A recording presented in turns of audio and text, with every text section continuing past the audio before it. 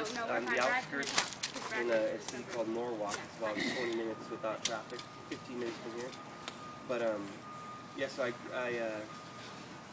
we had a lot of rough things happen with the divorce and drug abuse and stuff like that within my family, and yeah, so that kind of led me to have some of the wrong friends and make poor choices in life.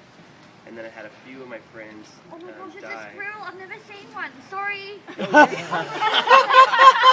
could probably feed it. I don't even have my camera. I'm sorry. Sorry. I'm really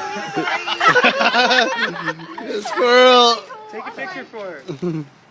Pastor Timothy's got it. Yeah, so definitely. Yeah, don't even worry about it. I'm really sorry. I love that kind of stuff. So, yeah, so I had a few of my friends when I was younger. One of them killed himself. A really good friend of mine, like one of my closest friends. And then another one drank himself to death. And this all happened with the family divorce, getting arrested several times, and some of my friends dying and stuff like that. It was like really hard at couple years of my life, right? So I pretty much just gave up on everything. I never went to church or anything like that. So about 10 years after that, I was around 15, 16 when all that stuff really went down, like the serious stuff in my life. So when I was 25, I had gotten arrested for a couple of stupid crimes in one of the famous high-speed chases in LA and all that kind of stuff. So anyhow, I was in prison and I had to do a program 6 months when I got released. And I went to a couple other programs once I did get released, and they didn't work for me. I left them after a few days. One was in Inglewood, and I was the only white guy in there, so it was definitely not going to work with my type of history. I have like certain tattoos that display certain stuff that other people wouldn't appreciate, I guess you'd say. I didn't understand it.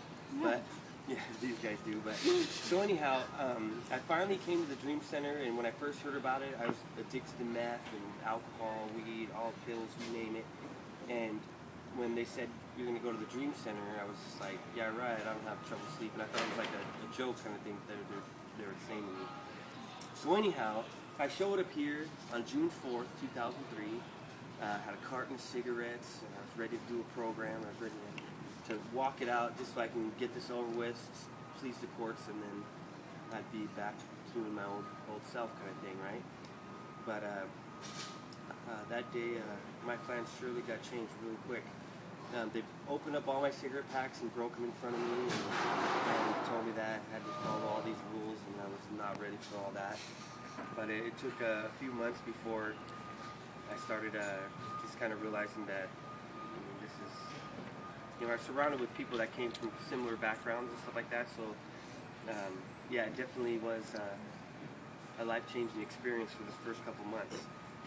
But that was just preparing me for what God was doing in my life, and that's when I started opening it up to Him and studying His Word and praying more and stuff like that. And I was completely, radically transformed on a Monday morning service, and we have them every morning over here. But yeah, from that point, I was, I realized that I was going to lay it down. I know that God, people change, right? But they don't change much. It's how it is, right? But I was changed just enough to allow God to start working through me, and that kind of took the controls. And from there, man, my life literally got better. It was like a daily process where every day was better and better.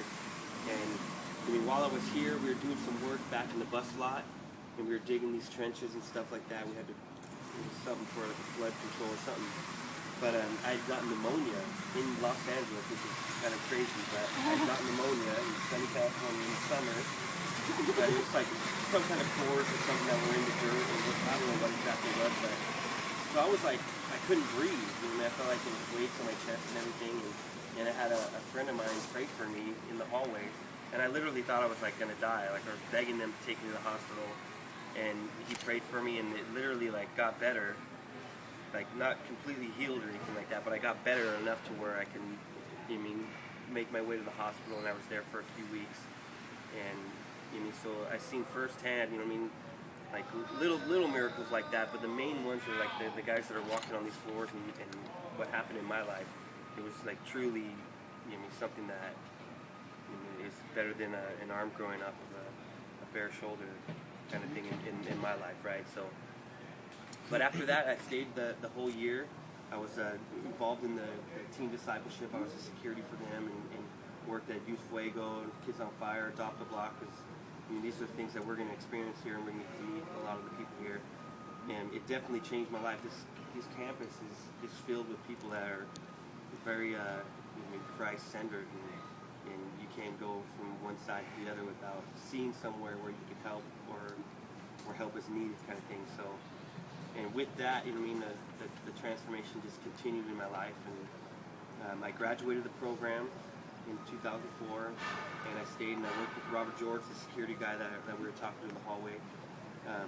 I worked with him and did Kids on Fire full time, Fired Up, Youth Church or Youth Fuego in the gym and all that stuff. So I was a site leader for Adopt a Block and all that stuff. So I stayed hands-on continuously.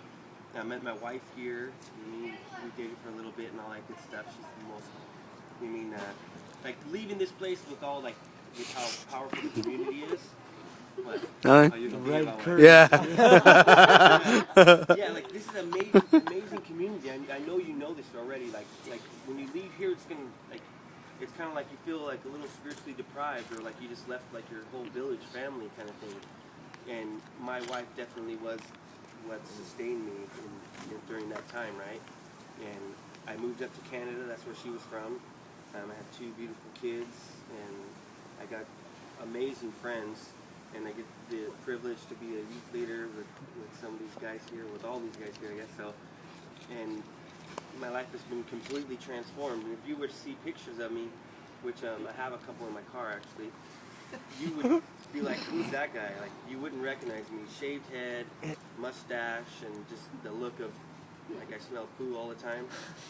So it was like grumpy, hate-filled, and all that stuff, to now where it would be definitely hard for me to drive by somebody or walk by somebody that obviously needs help for me not to stop and do something about it, right? Mm-hmm.